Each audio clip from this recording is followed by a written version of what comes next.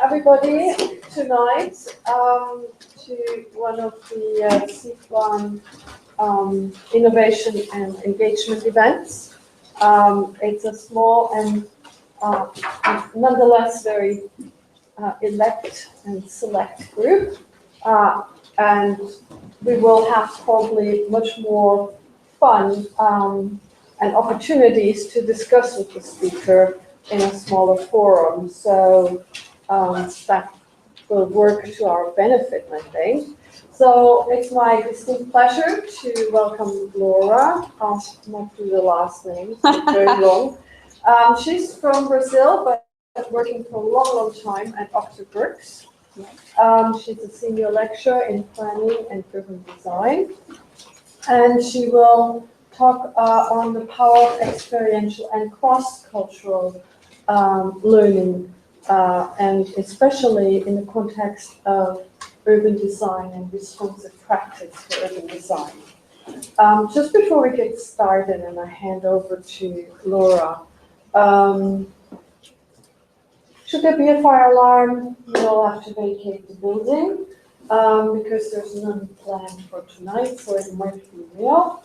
Toilets are outside, around, and on the back clearly marked. And so hopefully nothing will happen and we enjoy the evening. What else should I say? Laura will speak for about 40 minutes. I will add to that in the new format that we have been given a little bit what the school is doing in the same line of work and from experiences from my own research, which looks at one particular aspect of experiential learning. But that's later, and then we can have a lively discussion, hopefully. So without further ado, Laura, I'll give you the floor. Okay, thank you. I think I'll start by giving you a bit of background on my person, why I'm here, what I've been, why I came all the way from Brazil to the UK to endure the weather and be happy. So I came to the UK in 2002 to do a PhD in urban design at Brookes. And before that, I was teaching in Brazil architecture and urbanism. In Brazil, we don't separate the subject, so you learn architecture and urbanism all together. So I'm an architect. And as I arrived in Brookes, Georgia, Bettina Watson, she asked me whether I would like to do some teaching at Brookes. And I've been teaching at Brookes since the beginning of 2003. And now I think I'm part of the furniture, really. I've just become more and more involved.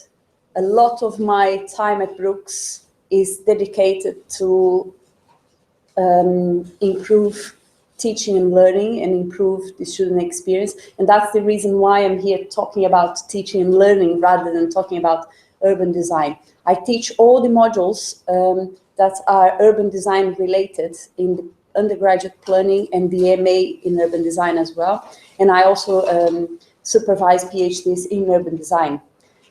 I am not a planner, but I coordinate an undergraduate course in planning, which at the moment is being reviewed to incorporate much more of this sort of activity that I'm going to show you in this presentation. So the idea today is really what I would like is to present to you some of the initiatives that I've been working since I arrived at Brookes until now, but also give some questions so we can debate the value of this for the learning experience and the value of this for the future professional, for people who are going to graduate and be, you know, in practice, working councils and private practice elsewhere in the world and etc. So I'll present in a kind of a story. It's not linear, but the projects that I've been working, they develop from each other, and they develop from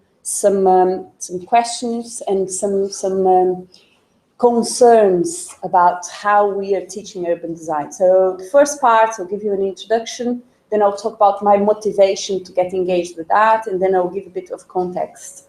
So my main question for this is, does experiential learning help to develop a more responsive practice in planning and urban design? Does it impact the students enough that they can then go into practice and be more reflective practitioners, be more sensitive to different contexts and etc.?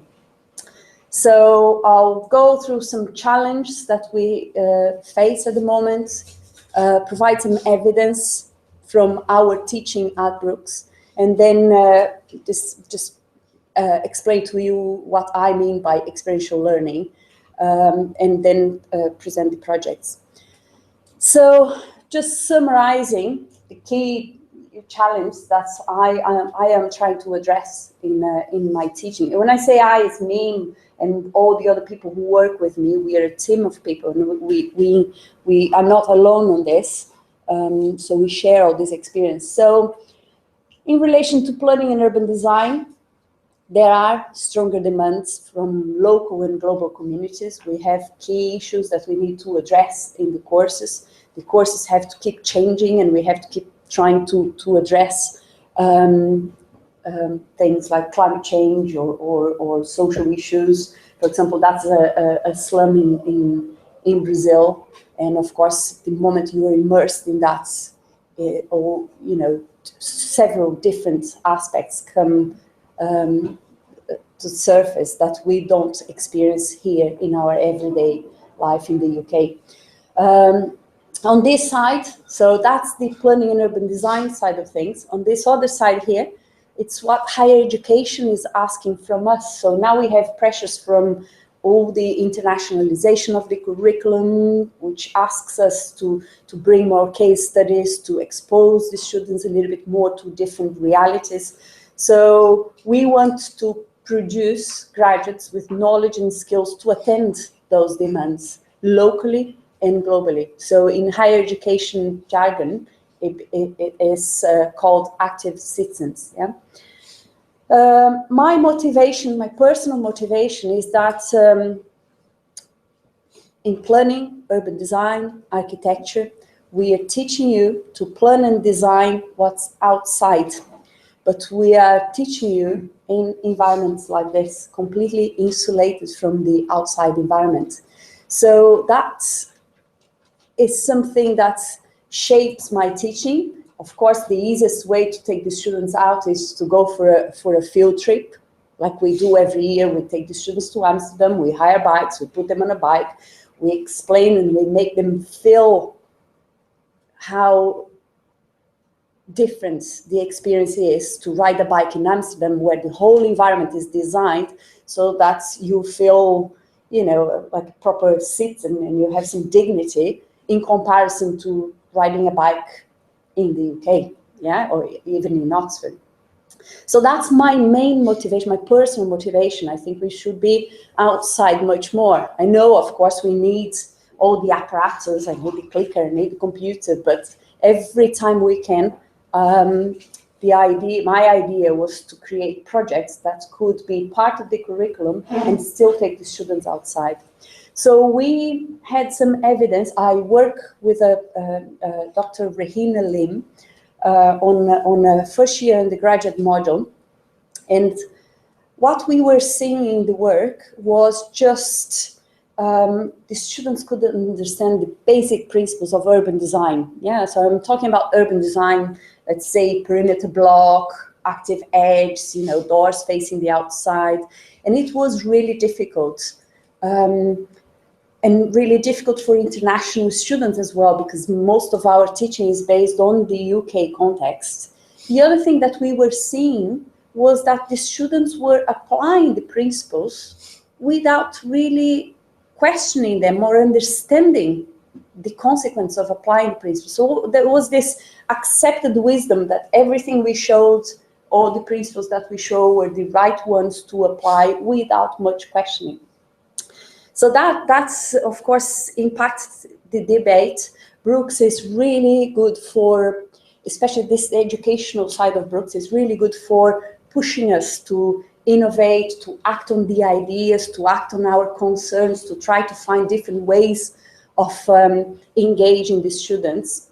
And So I went on trying to think a little bit more about experiential learning. And of course, there's a massive amount of theory, different authors talking about experiential learning. So I tried to summarize that for me, for my students, for my colleagues, to, in a very basic way of understanding experiential learning as experiencing the medium. So for us, being able to be outside in different contexts, but also experiencing the process of working outside, working practice, working with the communities in Oxford or communities in Brazil.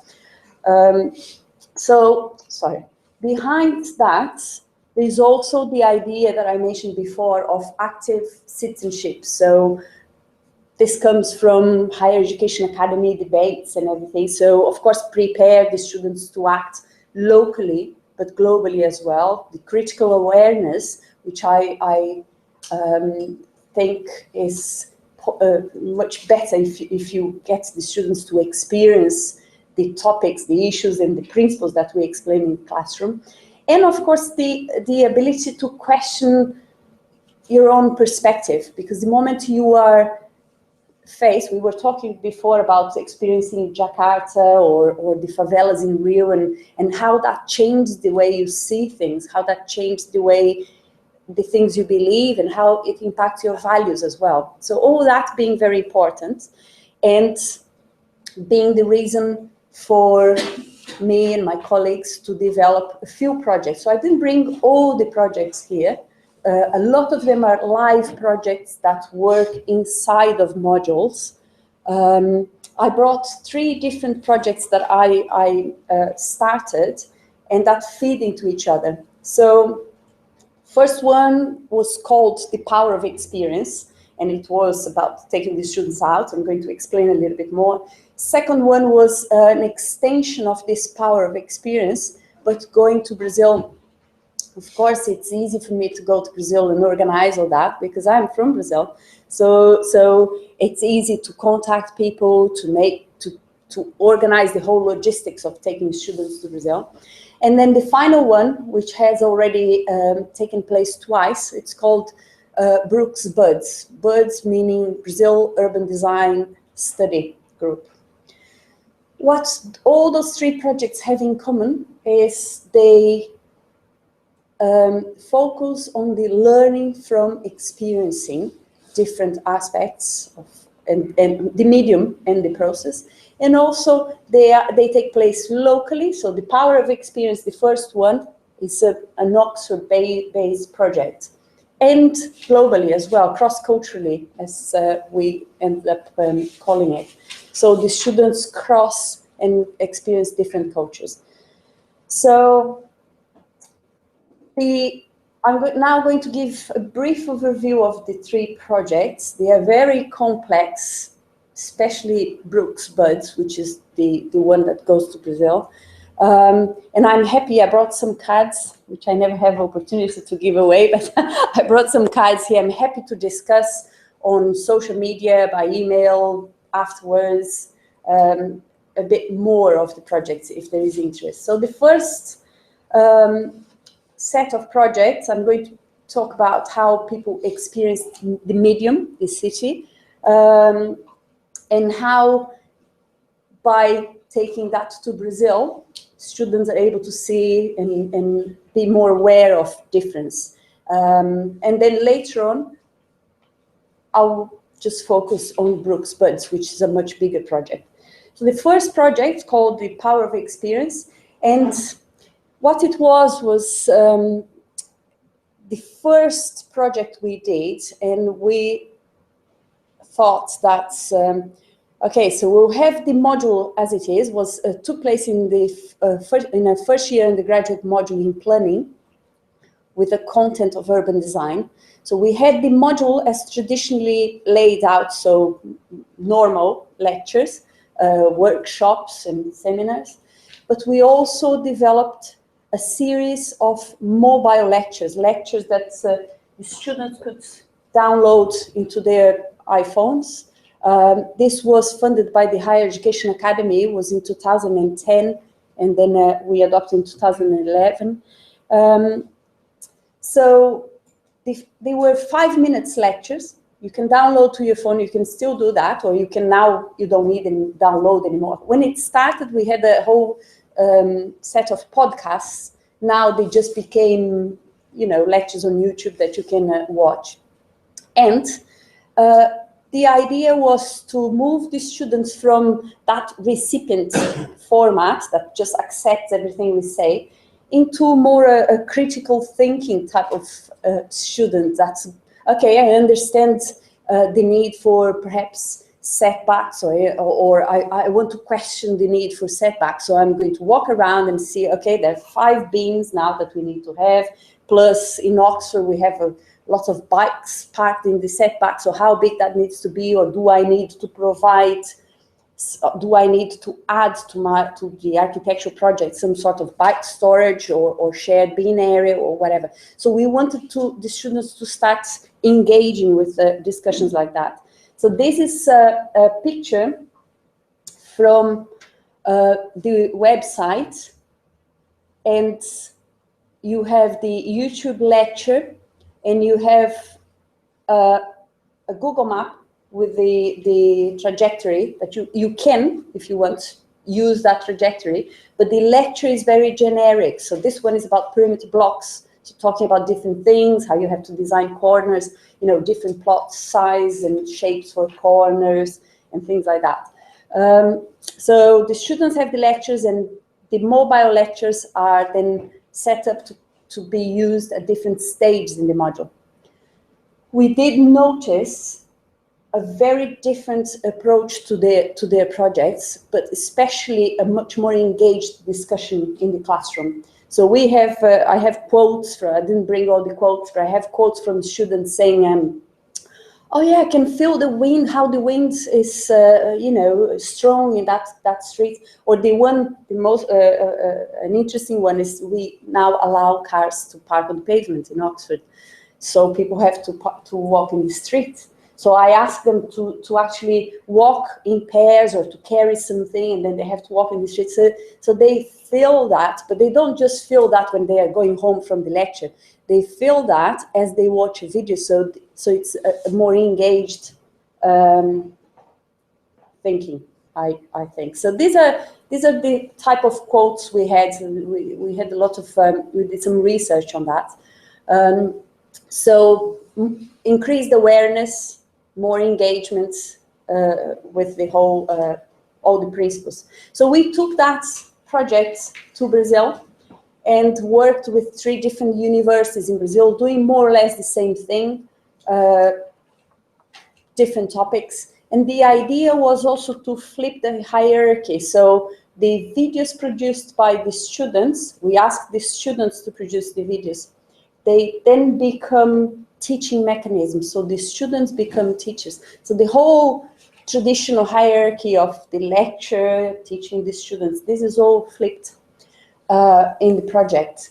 The website is being reviewed now because we found a free website developing tool. So we are moving everything in there and adding more videos. So the urban design, or the power of experience project, has now a collection of videos from different parts of the world. Of course, the students from here cannot go and walk in Brazil, but they learn from dialogue. I was talking to Carl before, and Andrea here.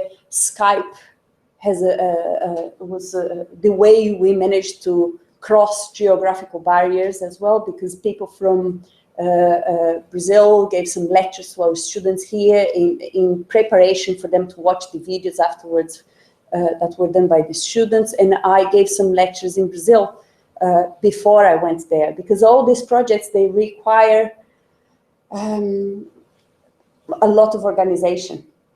So it's not just about going for 3 weeks in Brazil, it's all the preparation and everything.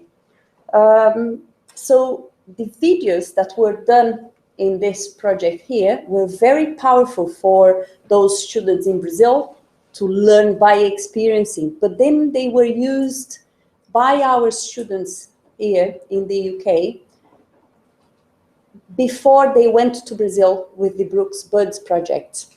because they also, the Brookes Buds project is a co-curricular activity, but also includes the students from one of the modules. So they, inside of the module, they do a project in the area that we are going to work in Brazil. So it's a bit complex, but so this is a quote from our students here saying how they made use of the videos produced by students in Brazil to understand the, the culture, the context before they went and worked there. That project morphed into a research project which was funded by the Brazilian government, because the Brazilian government, like the UK government or the UK or the Higher Education Academy, not the government, is pushing to internationalize the postgraduate courses. So there was funding for that, and my partners in Brazil decided that we should get the whole idea of experiencing there and experiencing here, to create a research where students could interact and compare those things that they were mapping by using videos. So the cross-cult desenho urbano, which means cross-cultural urban design, research project was developed. And again, we had the postgraduate students in Brazil leading the project. So they wrote, they applied, they got the money, and we were partners in the project, which was really interesting dynamics, because of course as a lecturer and my colleague in Brazil, we have more experience, and we tend to want to take over and organize and do everything and say, why don't you do like that? I think it's a natural thing, because sometimes you see an easier way of doing it, but we didn't do that. We asked them to come up with the methods to map out. We used a very basic question, which was, what makes a good place there and here? And they decided that they were going to use photography to map there, to map here, and then a group came here and a group went to Brazil. And they use this, I don't know if have you ever seen this type of things, these green things here? I was going to bring some, I forgot. They're very small, well, they're very small, I don't even know how to describe that. They're very small things that you put a small photograph here, and then you look against the light, and you can see like this. So all this, they came up with that, and I thought that was a very interesting way of mapping out, because it's very interactive. So when they came to the UK, so we had a large group in Brazil who mapped everything. Then when they came, some of them came to the UK, they brought all that, and the interaction, so it's not about digital media only. The whole, the tactile experience of working with those monoculars made the workshop much more interesting. So our students here also did that, and we had exhibitions in Brazil, and we had exhibitions here, and we had a discussion of what makes a good place in Brazil and what makes a good place here. Of course, all that was in a specific context, similar type of area. We worked with a corn market in Oxford, I don't know if you know, and a similar area in Brazil. So taking the students from Pelotas, the city of Pelotas, and bringing them to Oxford and getting them to experience how our students here were mapping and the type of qualities that our students were mapping was a really interesting thing and a really good debate, and it kind of made them question, the things that they believe, how they saw the world and their values, and vice versa as well. So the students here also participated in some research. Some people here that do research with my husband in Oxford Brookes on the use of electric bikes to increase an active lifestyle in old age. So they were part of that lecture, they experienced the bike, so all that, and the feedback they gave to us fits into for example, the internationalization framework that the Higher Education Academy, asks us to meet.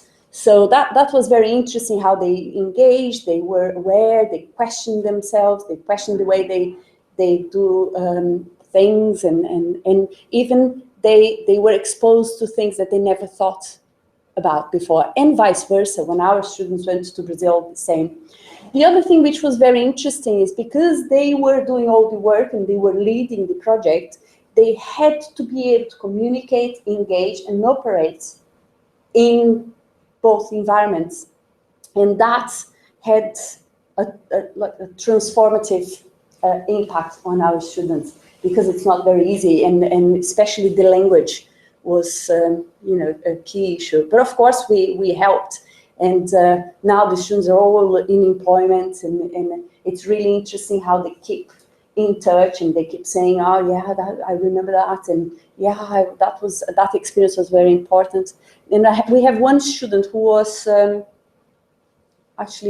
got a job because of all the participation in the extracurricular activities, which is really interesting. So I talk a lot about what happens to our students here, but all these interactions also have an impact on the students in Brazil. So our exchange with the students in Brazil, of course, challenged their understanding of they say urbanism or urban design, the exchange of methodology as well. So Brookes is very strong on methodology. So that's a key thing, and it's very transferable to other coaches. Now, the last project I want to talk about is Brookes Buds. Sorry, what I did here is I brought the panels of an exhibition that we had, but I'll zoom in and I'll talk a little bit about that. So we had 9 students going to Brazil, all from different nationalities as well. Before they went to the city of Pelotas, which is in the very south of Brazil, we organized, of course, that was me and them organizing together, trips to different contexts. So we went to Rio and we saw the slums that they study, and we experienced the slums, and we talked to community groups and etc.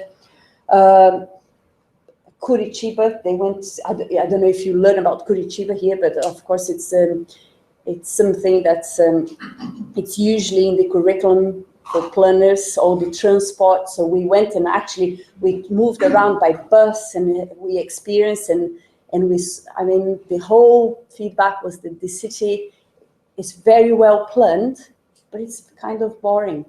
So that's something that I don't know. I shouldn't say that, but Porto Alegre, which is another city, is not famous at all for its planning. It's famous for the participatory budget. I don't know if you've heard of that, but not at all for the planning. And it's a much more exciting city and vibrant.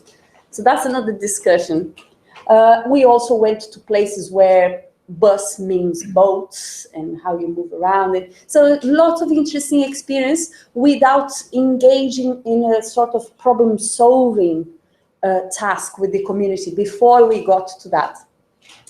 Then we went, so these are the cities, Rio, Curitiba, Porto Alegre, and we went all the way to Pelotas, which is only 3 hours away from Uruguay, which in Brazil scale is like, I don't know, what's the next city from here? It's, about 15 minutes in UK time. So when we got to Pelotas, that was a really interesting thing. The students were asked to give the inaugural lecture for the MA in Architecture and Urbanism. They were all a bit anxious. We did put together, and the inaugural lecture was about their experience as learners in a different culture. And it was a really interesting debate, how that transforms them and what makes them, think differently and etc. They also provided, so the BUDS project, it's a kind of mimics an international consultancy. So before we went, they had to do lots of research on design public space because they were going to go to the council and provide some consultancy. So they discussed, they engaged with the project. So there's lots of different activities where they mimicked professional practice. And finally, they went to, they did the workshops, and that involved engagement with the community and engagement with the students, the lecturers, and we were working for 7 days in the city to develop a design code in Brazil. We were talking before about how critical it is to have a local contact who has already been working with the community before, and how important it is to be very clear about the expectations rather than just parachuting and say, we are going to solve the world or something like that. So it's really key to have that sort of contact. Very quickly about the project, 20% of the city of Pelotas is made of informal settlements. This is what you would call favelas in Rio, but it's by no means near the type of environment you get in the favelas. So it's very organized, follows the type of traditional morphology we have in the city center. And all those people are now who live, these are the streets in the informal settlements. So it's very different from a favela. But they are all now being slowly moved into this, which are gated condominiums.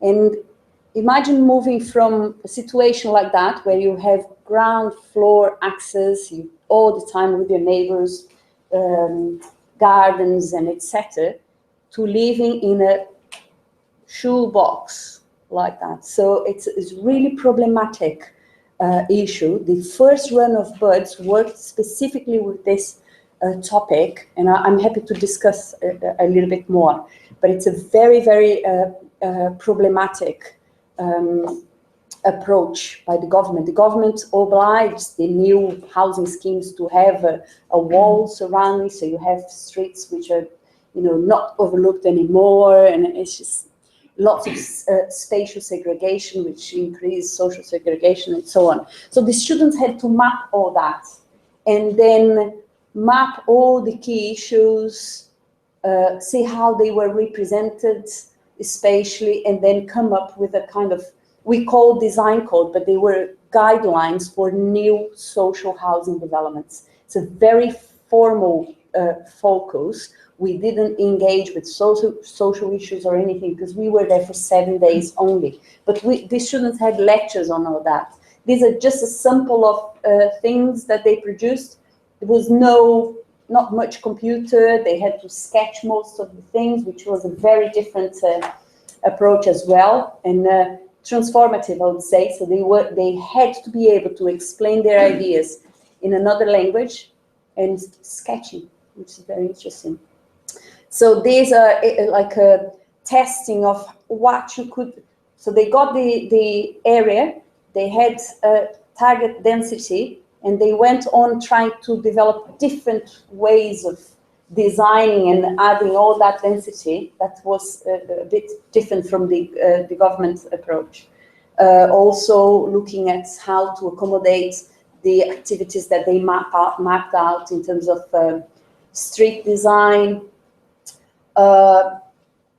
giving guidelines for plot by plot, which is something that the Brazil master plan has. So you give plot by plot type of formal guidelines, and they had to develop mini master plans for the area. So same density, different approach. Can you do it? That was the whole thing. Some feedback from that. A very rich experience was that we worked since the beginning as a team. So I had the students working with me since the beginning as not I am the, I'm telling you what to do. We discussed all the activities, planned everything. So it has a transformational impact. And the other thing is the idea of providing consultancy to the council and working with the community was in the beginning, according to them, a bit scary. You know, how are we going to provide consultancy? But as they got there, it became like a dialogue and a very interactive, and they felt and delivering the inaugural lecture as well. So it was a kind of sense of pride after all that. And of course, what happens is you, in a project like that, especially in Brazil, you make friends for life and networks, and the students, some of them are now doing dissertations in topics related to the trip, and they did surveys online with people in Brazil because of all the networks. So it helps you to move on. This is a feedback from one of the students about the possibility of experiencing places not just from the code page. So it's the idea of taking students outside the classroom. And it was very good to see the RTPI just mentioning the project as a something positive. Now, just to go towards the end, some considerations, because all this sounds very interesting and yeah, exciting and all that. But does it impact? So we did some research, and I'll show you some evaluation of the 3 projects, which I think has had an impact, and then some questions. So the first one, which was experiencing the medium outside the classroom and in Oxford, we did notice an increased awareness, and the students who, because they were first year undergraduates, and they went into the next module and the next module, we had 3 modules in urban design, you can see that they then engage in a different level with the principles, and they understand a little bit better than most of the other students who didn't. A lot of independent learning, because we just told them, you not only have to watch the lectures, but you have to do a lecture yourself. And there you go. So nowadays, to do a video, everyone knows how to do it. But for us in the beginning, it was a bit, how are we going to teach them? Are we going to include, like, I don't know, 6 weeks of teaching how to do a video? And we decided that no, we just decided that everyone knows how to do a birthday party video, so just do the same. And we did send lots of online. We use Facebook now. That's in 2010. We used to use Wiki, which the students named as the nerd Facebook. So we decided to abandon the Wiki after they post that and go into Facebook. So we now use Facebook, and they collaborate, and the students teach us and teach each other, which is fantastic. The other projects, of course, this whole awareness of different cultures is a key thing. They question their ways. They have to learn how to operate in a different environment. They have to. There's no other option. You won't go and hide. And they did, especially the students, come up with lots of creative ways of collaborating, but when we were in Brazil and afterwards as well. We had an exhibition for the work of BUDS as a way to impact more people, because the second run of BUDS, we only had 9 students coming. And that's a very exclusive way of engaging in students in extracurricular activities. So I have 3 questions here, which I think to be interesting to discuss and inform something else that I'm working now. First, I think we need to think of how to move from co-curricular, ad hoc, or based on the initiative of one individual, to a more integrated approach. We need, if I leave Brookes, that's it, the whole thing doesn't happen anymore. And that's not supposed to be like that. We need to be able to do that as part of the curriculum, I think. The other thing that I question myself is how accessible and inclusive are all this? Yeah, the mobile lectures are, because the students have to do the modules, but everything that is called co-curricular, especially Brazil, but even something in Oxford, will just impact a few students who want to do that. So yeah, I have 1 student who got a job because of that. But what about all other students who haven't got the money to go, or can't go because of other circumstance. So how do we deal with that, and how can we impact everyone else? And finally, I think, you saw the power of experience, which is a teaching tool, but how do we integrate research, teaching, and outreach into those initiatives? Now I have 2 minutes just to finish this. So I've been working on an idea for the past 2 weeks, and I'm now redesigning the undergraduate modules in course in planning, which are called City and Regional Planning, and are going to be called Urban Planning, Design, and Development. And as part of that, I have been encouraged to develop this model of kind of a student-led or student-staff partnership consultancy, which is inside of academia. And that is based on a model which we have in every most university in Brazil, called it translates really badly, but called Model Office of Architecture and Urban Affairs. So it's a host for co-curricular activities, but also hosts live projects done in modules. So if you have a large group of students in a module and you want to do a live project, you partner with the consultancy and you have some help. So these are some of the projects that the students worked with: community, redesigning urban areas.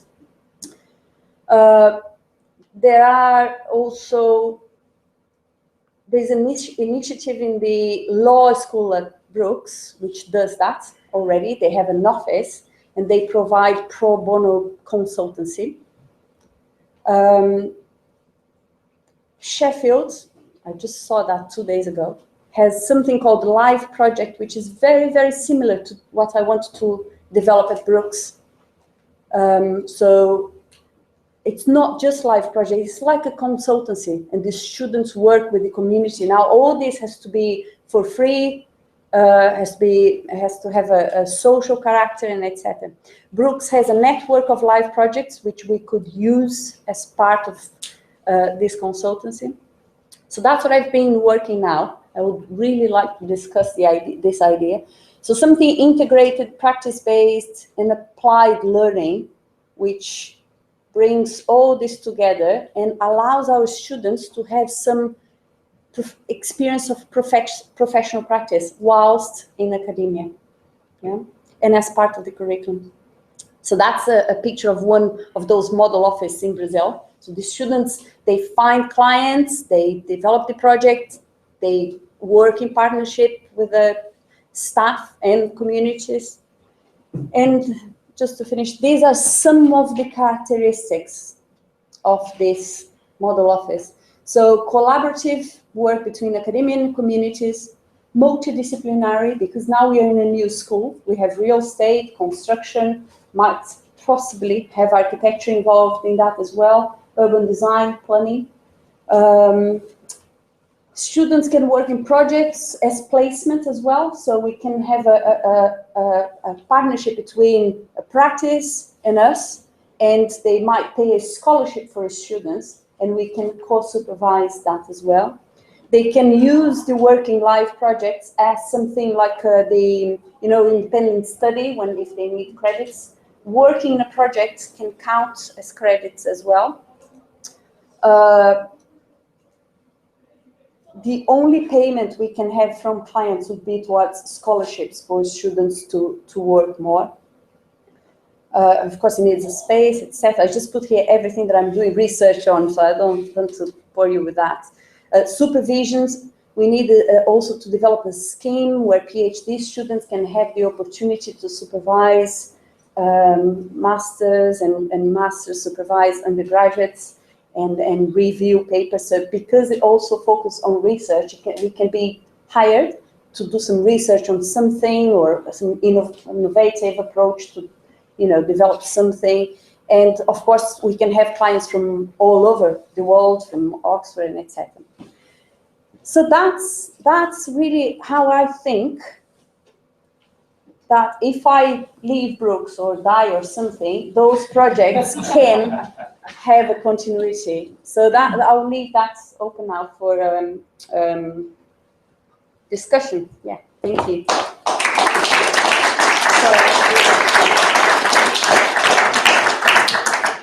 Right. Well, thank you very much. Very inspiring. Trying to pull together a lot of different things. Now, I was asked to not just chair and sort of point out who can say something or ask something, but also maybe say something from our perspective here in the school and what we're doing. And of course, we have a history of life projects here in Cardiff. They're maybe not prominently featured on our website, but Francesca Sartorio, which I don't know, runs these life projects for master students for years. We always have a project that we work in community with councils, with community groups that need help for a particular project. So that goes on, in a lot of places. Experiential learning as well. We take students on field trips and outings and site visits, and I take mine on a tour around just the site here and say, what do you see? And it's interesting that they don't see what they should see, and they don't know what certain things are unless you start pointing them out. So it is very, very powerful because they really learn masses through that. Also, international field trips. The school runs field trips to Hong Kong, to European cities to explore sustainability and other issues, urban design. We go to Berlin or Paris as good examples to look around. So for me, you mentioned two things at the beginning of your talk that I want to come back to and add a third one to it, which complicates matters, but I think it's something we need to think about. So you said, well, there's more demands from communities about new skills, climate change, all sorts of awareness about poverty. And we are asked to educate students internationally, to raise awareness there and make them citizens, global citizens with a will and ability to engage in social issues and social justice issues. But there's a third strand that we haven't mentioned, and that is one that I'm very interested in. What is this relationship between the university and the community or society? How do we, how does the society benefit? We produce workforce, laborers, professionals, educated, young kids with an imaginative mind, hopefully creative, with lots of skills. But, how does that transfer work? And how can we work more closely with community? And there are tensions because we have to deliver learning outcomes. We have to, deliver on a certain front. We have to hand out degrees in June. We have to finish a semester. We have to give grades. And then there are the community needs. If we want to help them with projects or run projects, they might need them earlier or later than we are around, or how do we guarantee quality, for example, in kind of the new setup that you were imagining? What's the, how do we make sure that this consultancy work is of a quality that really is adequate for these projects? And finally, who pays for all this? Because you and I know these projects, to set them up is very intensive, takes a lot of time, while the government is taking money away from higher education and from universities, we get pressured to actually do more and more with less and less. So how does that kind of square up is my big question. And I know in France, when they do these consultancy type projects, councils actually pay. Not massive amounts, definitely. but they do. Yeah. That seems to be an absolute no-no in this country, which is quite interesting. In the United States, again, I know of examples where universities say, we work with communities, we have exciting students that can do masses of data collection, crunch data, do surveys, but the universities get money. They get money for setting the logistics up. They get money from the councils, from the cities. Not a lot, but they get big reports and they get results. And it's an agreement, it's a contract. So anyway, this third side, I think we shouldn't forget in this discussion around for moving university education forward. I think that is sort of my thing that I wanted to add to this discussion. But I'm sure people want to. Shall I just say something about this third topic? Because, of course, I borrow from my experience in Brazil. And the university in Brazil has 3 pillars. The first one is teaching, second research, and the third one I called outreach. But if you are going to translate literally, it's called extension. So when you have a job, when you get a job in a university in Brazil, you are supposed to have a research project. You have to propose a research project. You have, of course, to do all the teaching. And you're supposed to have an extension project. So you have to propose something as how you're going to work with the community. And the extension means working with the community. So because all universities have a social responsibility, and that's in the Brazil side of things, and they have to have that. They are evaluated by these 3 pillars. So that's my idea, and I would like to have that consultancy based on these 3 pillars. And I would like, of course, the new school to accept that as a model, and of course to pay somehow. The problem with paying, and that's the problem we had in this model office here, is the tension was that we cannot compete with people who are graduating.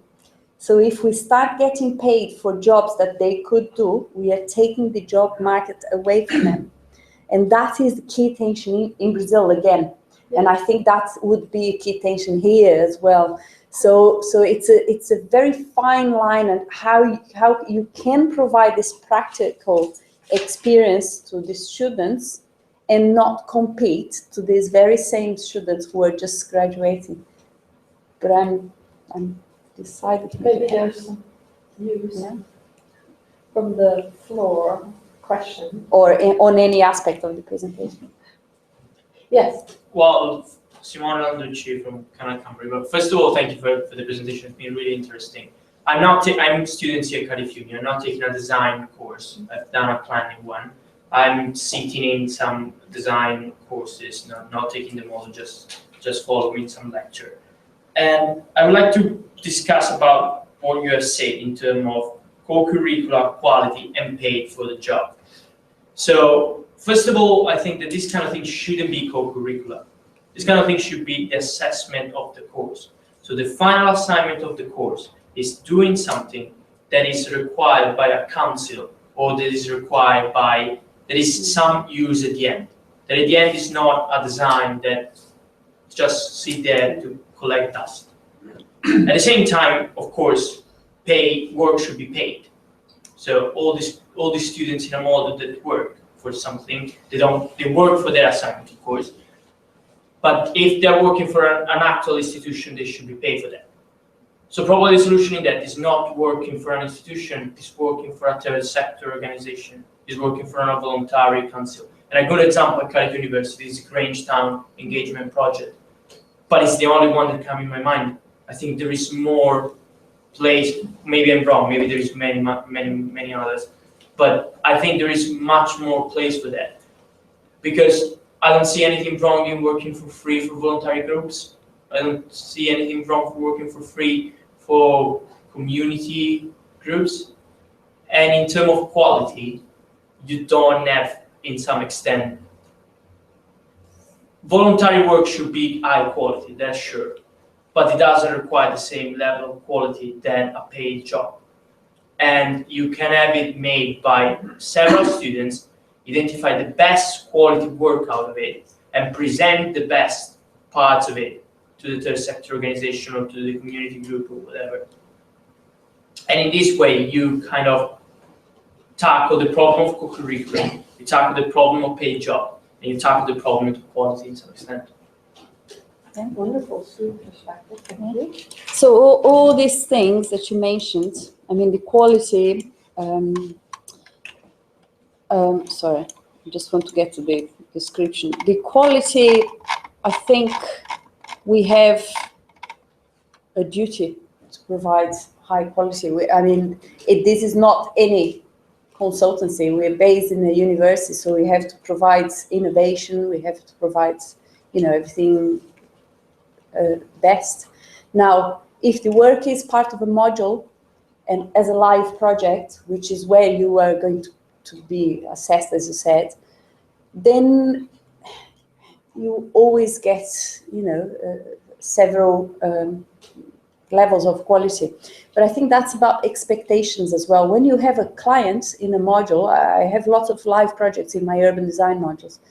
And from the outset, I tell them, it's a live project, we are working for you, but the students are learning in the module as well. So it's not just providing a product, it's a whole learning process. So we have to be very clear from the beginning, like we have to be very clear with the communities we work with, about the expectations.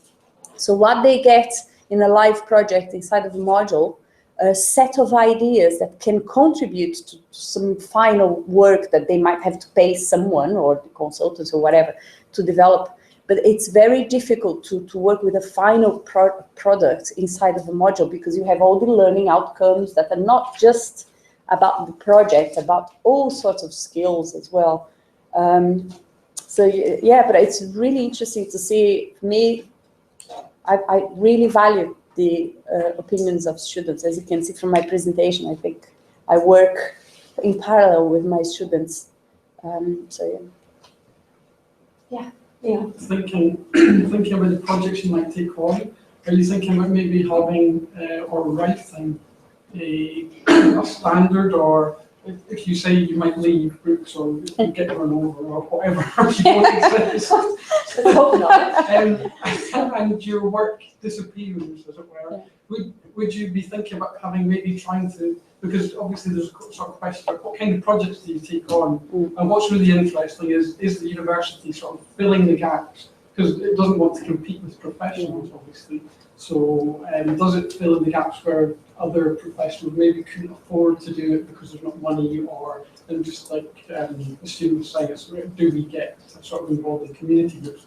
And so in that case, in this sort of the principles, would you have a sort of a list, a sort of, you must have, this project would be acceptable because it was this project would be unacceptable, this project, because I wonder, because I've got some experience of some universities doing private projects, and they end up that they don't have a social goal because they have an aesthetic goal maybe, and actually in the end they do convert into the sort of the professional sort of part of the university that brings in lots of money that everyone's very happy about, but they do sort of have a very negative impact on the, sort of the local sort of community who would otherwise be doing it if the university wasn't there.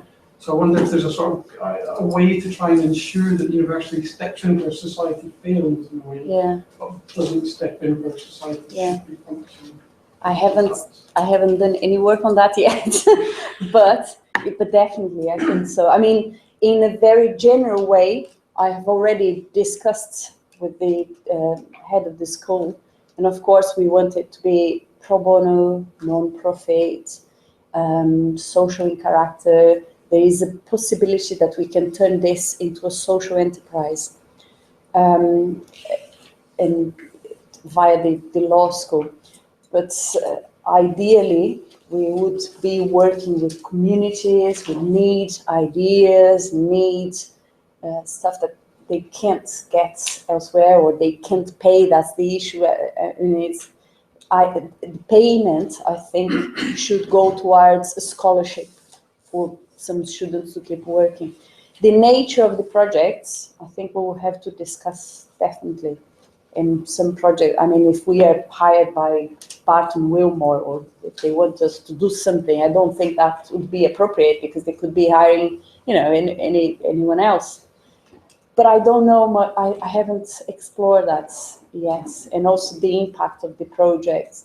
I think the idea about expectations is very important. That's when we are going to have to discuss that, not just with individual clients, but what can people expect from an initiative like that, I think. Yes. Thank you for the presentation. It's quite interesting that this is at this time, because I was just having a conversation early today, and they were explaining to me about from the MAUT course in here. That urban design. Yeah. There are people who don't know the lingo. Sorry. Urban design masters. That they had this experience a few years ago, working in 2 sites in Bristol. To proposing some working with the community in the framework of the Localism Act, and they found that there is, in one of the cases, the community was very engaged and had a lot of ideas. It was a community with, a higher maybe a social profile and so on. But the other one more deprived, and maybe the people in that community didn't have many ideas, were a bit scared, didn't know the process and so on. So, and the thing is, because you find that there are these communities that maybe they don't have the skills and they don't have the knowledge to propose this kind of thing. So maybe that can be a niche for this kind of activities. Definitely. Yeah, no, ideally, that's the type of the nature of the projects that this place could host, ideally. Of course, I mentioned a colleague who came to my office yesterday saying, I have 50 students. We're working with neighborhood plan in North Oxford, which is a very wealthy area. I don't know if you know Oxford, but very wealthy. And she said, they don't want to come to Brookes, so we are having to pay for a room there and this and that. And I said, well, again, you have to know your clients and you have to give the expectations before. This is how it happens, because it's very difficult to organize everything. But inside of a live project, when I talk about live project, I mean a module, which is working with a client, which happens everywhere, really. Very, very widespread practice in the UK. And I think it's where this outreach, which we have in Brazil, comes as more strong, through live projects. I think this place here would work in collaboration with a module to help all that, whatever the economic character of the community. But for us to be hired to do a project, I think it has to have a social character.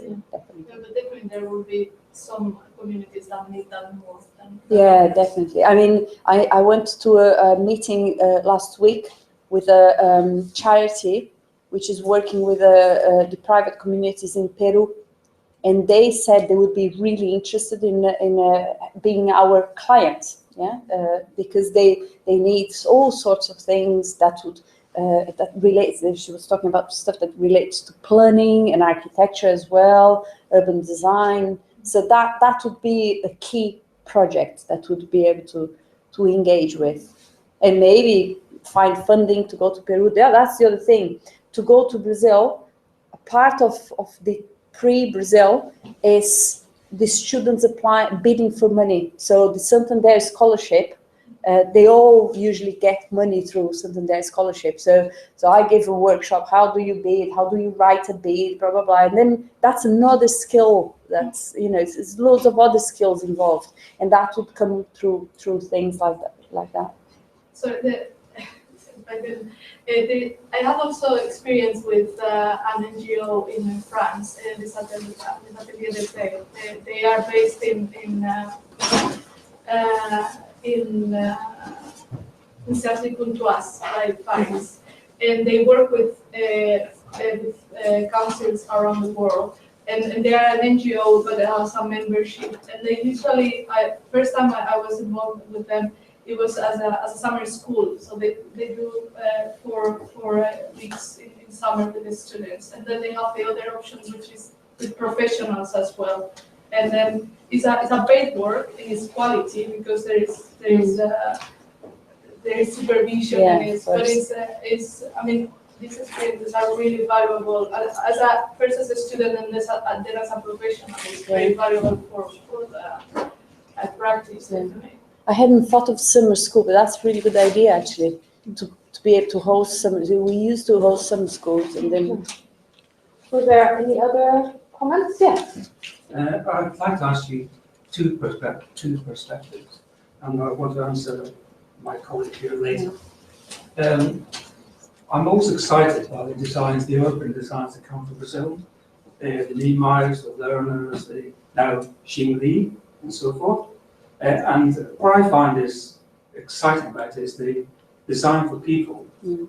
And I think we've lost this rationale in the UK, because we tend to design for the car.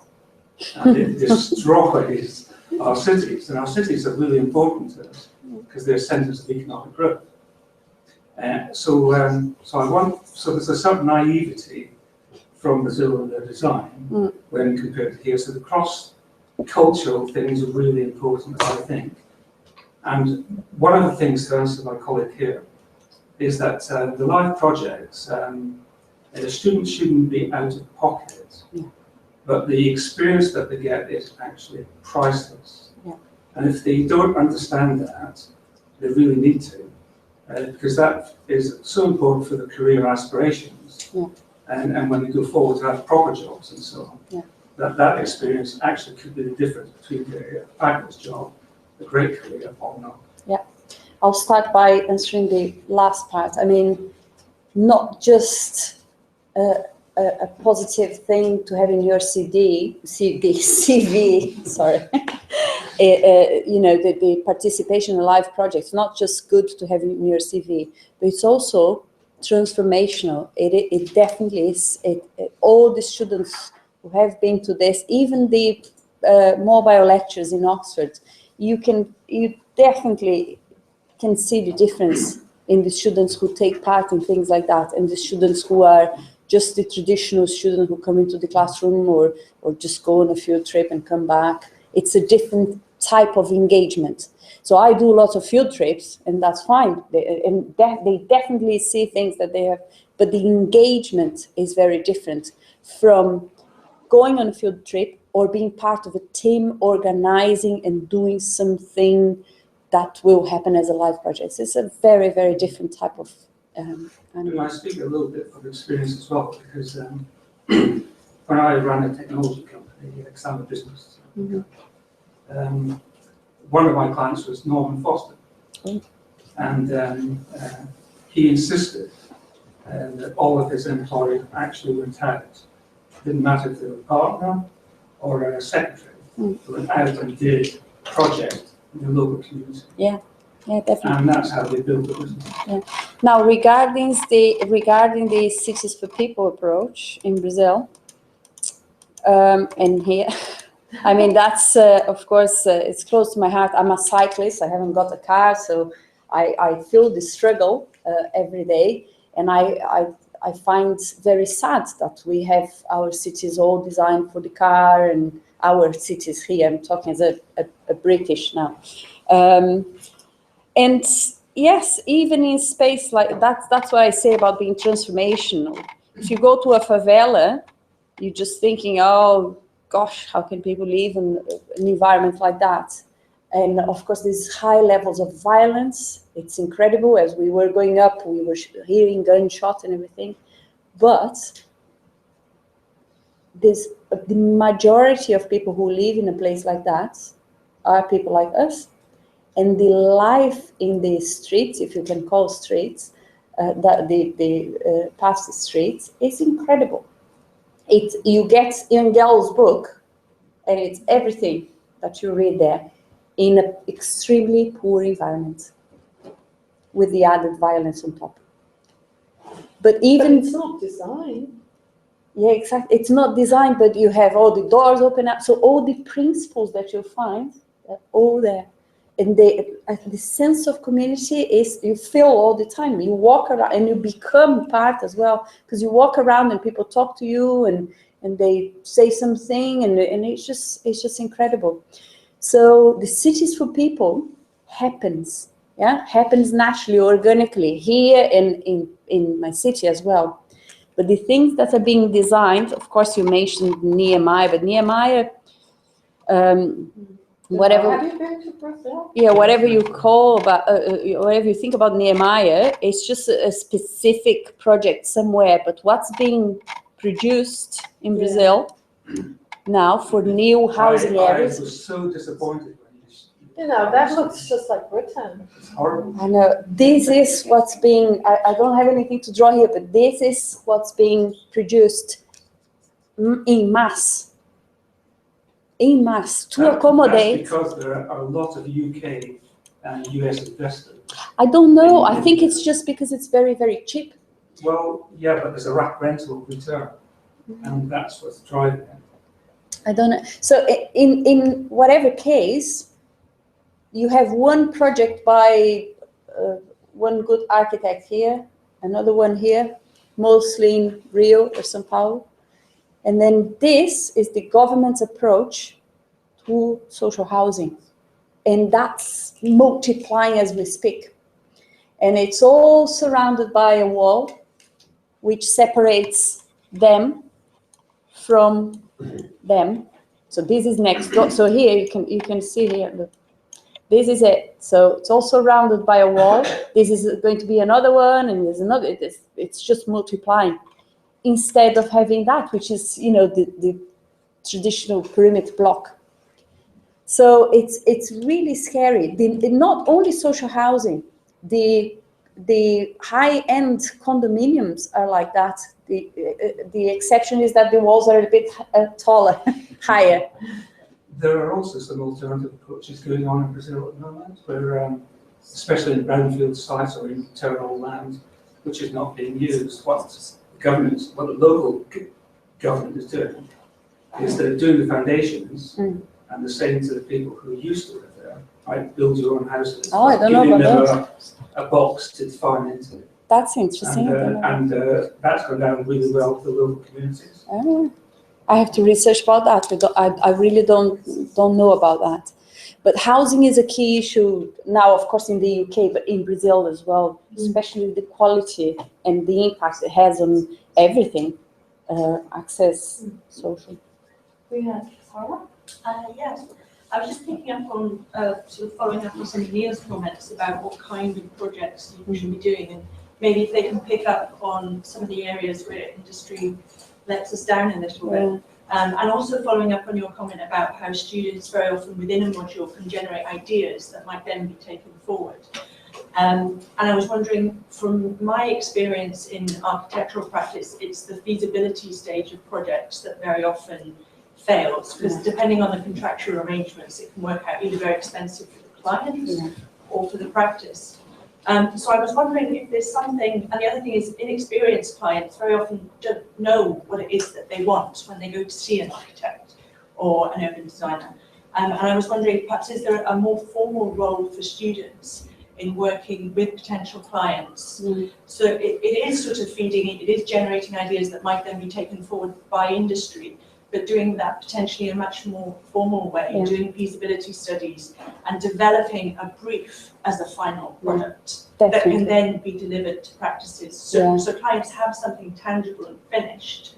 But the students are still essentially performing that original role of helping the client decide what it is they want. Do you think this? I think that's excellent. I think that's the idea. And I think the multidisciplinary character of our school now, which incorporates real estate, construction, which are really good at things like that, will definitely help this side of things.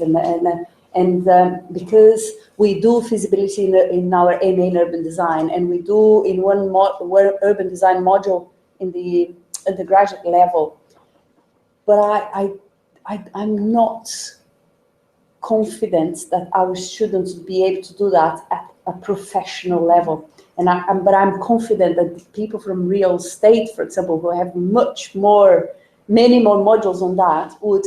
And I think when they come together to work in this multidisciplinary consultancy, they will start learning from each other. And I think that's excellent. I'm glad it's being recorded because I need all this feedback. Wonderful. Any questions on the sort of right side of the range still? I've just got a very small observation. As someone who trained in the 1970s in Newcastle, it was at a time of austerity also. It was an oil crisis and sorts of things. We didn't have field trips. They'd been axed. They were unaffordable. And I had the privilege of observing a field trip organised by Andrea and colleagues that's been referred to. We have Chinese students and Indian students training in Wales, but learning on the street in Berlin. What an incredible cross-cultural experience. Yeah. And the thing that stuck in my mind was that here we were in a big European capital, but the Chinese and the Indian students were saying, where are the people? This city is empty. And then it comes as a shock from the British perspective. That was just a tiny example that sticks in my mind of the value of what we've been talking about. Yeah, I've been here for 13 years. I call myself a Brazilian now, and I'm still trying to find where the people are. Actually, I've been around here, and I thought, oh, this is really busy. I text home, it's really busy. It's incredible. It's Christmas shopping. Yeah, maybe. I'm still trying. But I mean, this trip to Brazil, I observed the same thing. And for me, of course, I'm not explaining this from my own learning as well, which was immense.